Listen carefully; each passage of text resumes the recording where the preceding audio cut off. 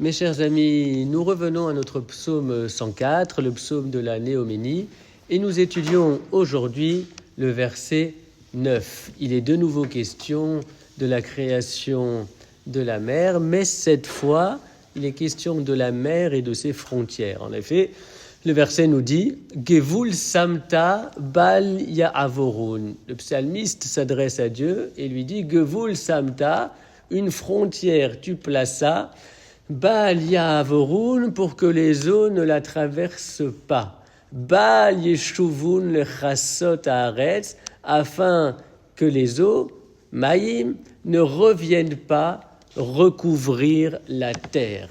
Il est donc question ici de la plage, de la rive, du sable des plages qui repoussent les assauts répétés et incessants des vagues de la mer. Donc en fait ici on parle de la nature, on parle de limites,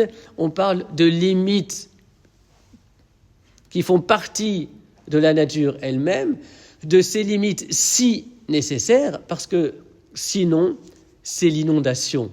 Et la rive, la plage, le sable, c'est en quelque sorte une digue naturelle.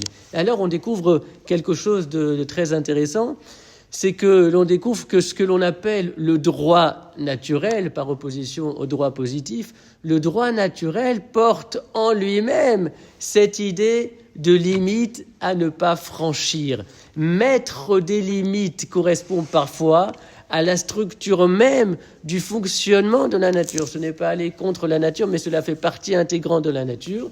Et l'expression de cela, lorsque cela est nécessaire, c'est précisément cette frontière naturelle que Akadosh Baruch Hu a positionnée auprès des mers et des océans afin d'éviter toute inondation.